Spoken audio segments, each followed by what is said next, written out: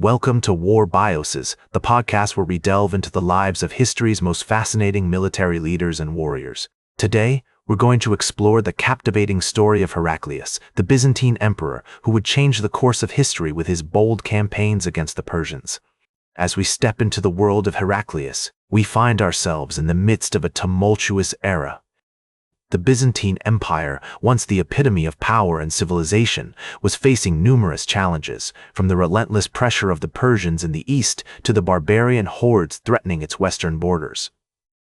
The year was 575 AD, and Heraclius was born in Cappadocia, a region in modern-day Turkey, where the rugged landscape and harsh climate would shape his character and forge his resolve. Heraclius's father, Heraclius the Elder, was an Armenian general who had risen through the ranks of the Byzantine army, earning the respect of his peers and the gratitude of the emperor.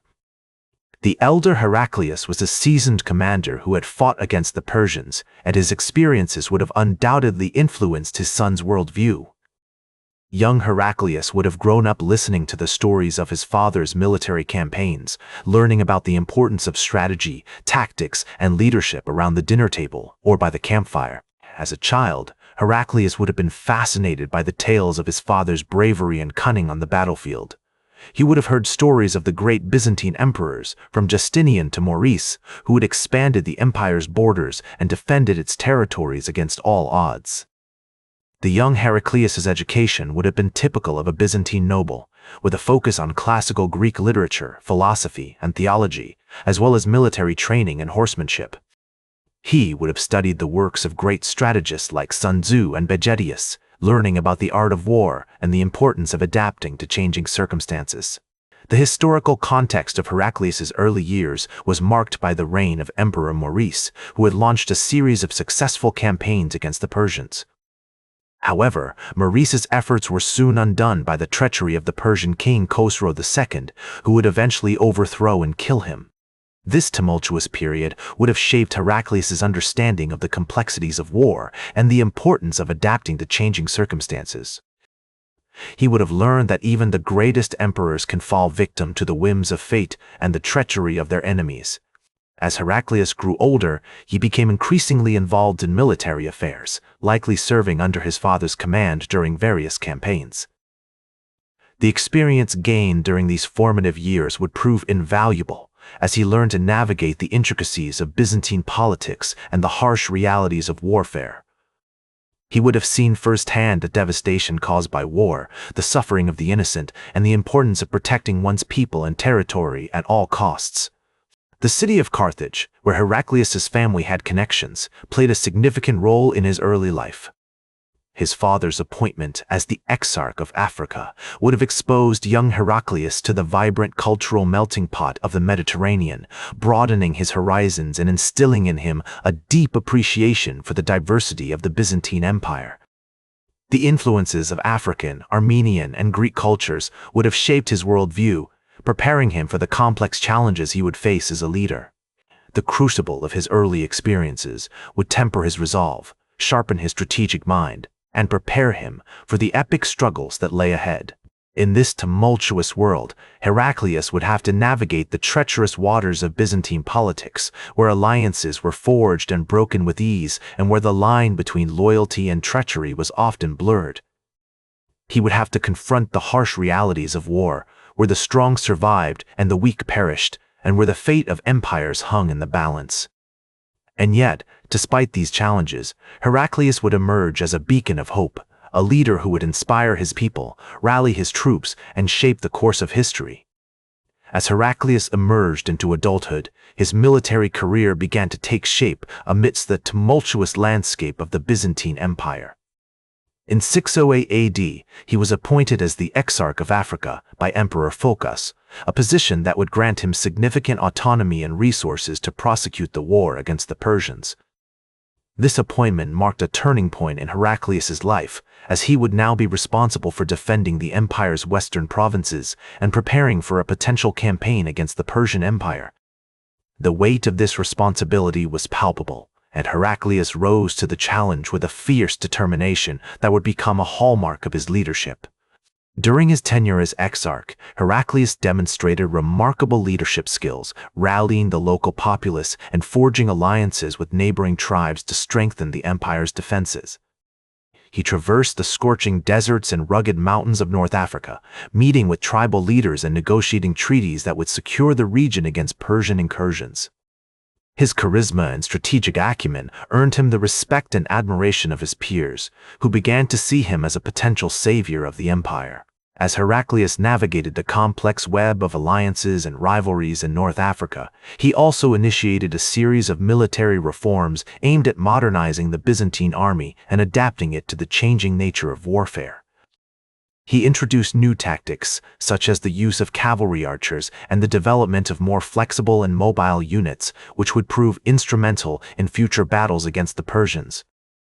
These reforms were not merely tactical innovations, but reflected a deeper understanding of the evolving nature of war and the need for the Byzantine Empire to remain competitive on the battlefield. In 610 AD, Heraclius sailed to Constantinople with a fleet of ships determined to overthrow Emperor Phocas and claim the throne for himself. This bold move was motivated by Phocas's ineptitude and the empire's desperate need for effective leadership. As Heraclius approached the capital, he was met with widespread support from the populace, who were eager for a change in leadership.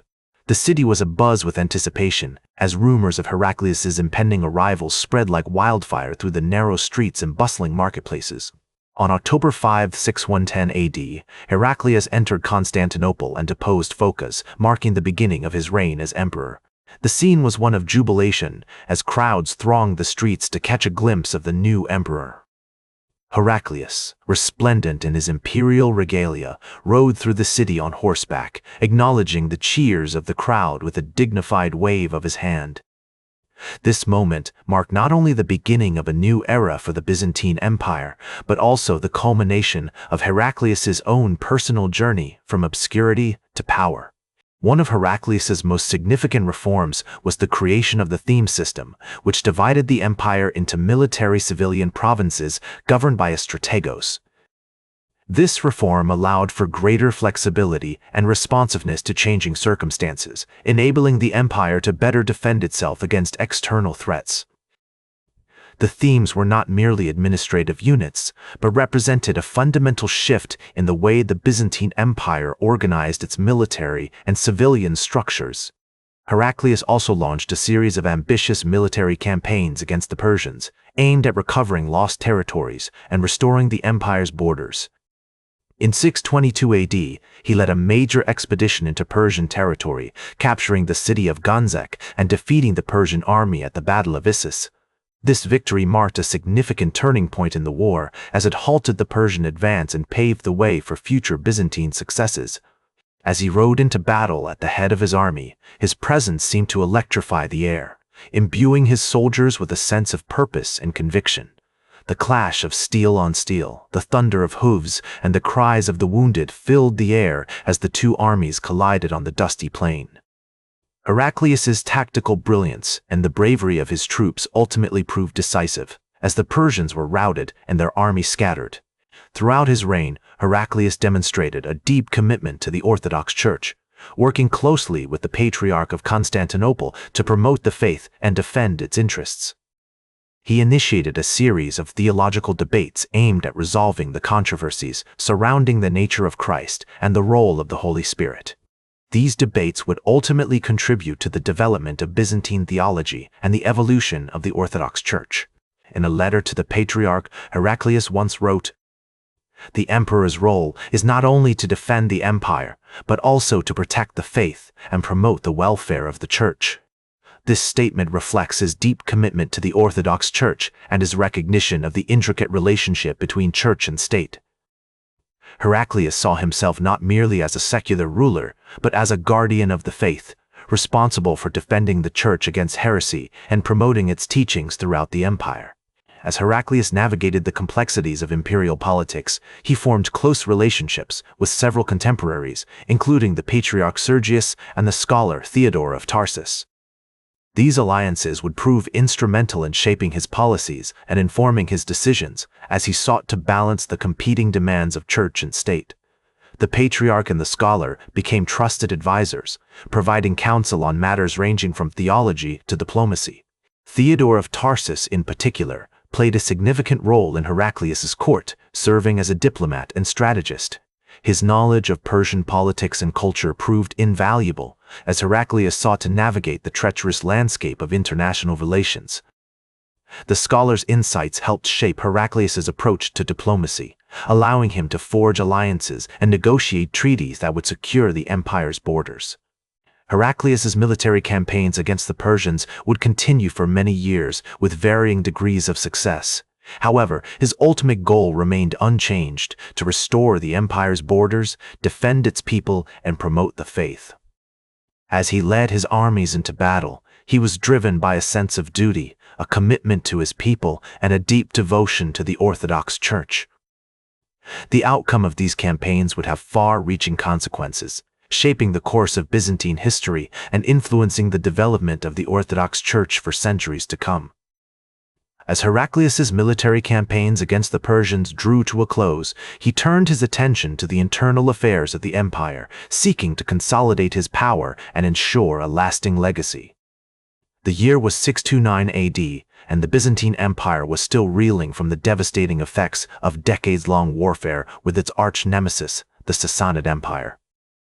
Heraclius, now a seasoned commander in his mid-50s, had spent years honing his strategic skills on the battlefields of Anatolia, Armenia, and Mesopotamia. His military prowess had earned him the respect and admiration of his troops, who saw in him a leader capable of delivering victories against all odds. With the Persians defeated and their empire on the brink of collapse, Heraclius shifted his focus to the theological controversies that had been plaguing the Byzantine Empire for centuries. The dispute over the nature of Christ, which had sparked heated debates between Orthodox and Monophysite factions, was a ticking time bomb that threatened to destabilize the entire empire. Heraclius, ever the pragmatist, recognized the need to find a middle ground that would satisfy both parties and promote unity among the faithful. Thus, he issued the Ekthesis, a theological treatise aimed at resolving the controversy once and for all. This document, which affirmed the orthodox doctrine of the two natures of Christ, was widely disseminated throughout the empire and helped to promote a sense of unity and cohesion among the population. Heraclius's move was a masterstroke of strategic thinking, as it not only addressed a pressing theological issue, but also bolstered his own legitimacy as a leader. However, despite his many achievements, Heraclius's later years were marked by personal tragedy and declining health. In 632 AD, his son and co-emperor Constantine died suddenly, leaving Heraclius heartbroken and increasingly reclusive. The loss of his beloved son was a devastating blow to the emperor, who had always envisioned a future where Constantine would succeed him as the ruler of the Byzantine Empire. As Heraclius's physical condition deteriorated, he became increasingly dependent on his advisors, including the patriarch Sergius, who played a significant role in shaping his policies during this period. The patriarch, a shrewd and cunning politician, had long been a trusted confidant of Heraclius, and his influence over the emperor grew exponentially as Heraclius's health declined. Heraclius's final years were also marked by a series of military setbacks as the Arab armies, newly unified under the banner of Islam, began to make incursions into Byzantine territory. The Arabs, fueled by their newfound faith and sense of purpose, proved to be a formidable foe, exploiting the weaknesses of the Byzantine Empire with ruthless efficiency. Despite his efforts to rally the empire's defenses, Heraclius was ultimately unable to stem the tide of the Arab conquests, and many of the territories he had fought so hard to recover were lost once again. The emperor's declining health and increasing reliance on his advisors only exacerbated the problem, as decision-making became slower and more reactive. Heraclius died on February 11, 641 AD, at the age of 65, surrounded by his family and advisors. His funeral was a grand affair, with the patriarch Sergius delivering a eulogy that praised Heraclius's devotion to the Orthodox Church and his unwavering commitment to the defense of the empire. The Byzantine Empire, which had once been the epitome of power and civilization, was now facing an existential threat from the rising Arab caliphates. The historian Edward Gibbon, writing centuries later, would observe that the empire of Heraclius was a moment of transition, a fleeting glimpse of a world in flux, where the old certainties were crumbling and the new possibilities were still taking shape. This assessment is particularly apt, as Heraclius's reign marked a turning point in the history of the Byzantine Empire, one that would have profound implications for the development of Western civilization. Today, Heraclius is remembered as one of the most important figures in Byzantine history, a leader who played a crucial role in shaping the course of the empire's development and defending its territories against external threats. His legacy extends far beyond the military campaigns and theological debates of his time, speaking to fundamental questions about the nature of power, faith, and identity. A man of great zeal and fervor, who devoted himself tirelessly to the service of God and the empire, and whose name will be remembered for generations to come as a champion of the faith and a defender of the Roman people. That's all for today's War Bios. Remember to like, share, and subscribe, and until next time, I'm General Biography reminding you to keep marching toward victory.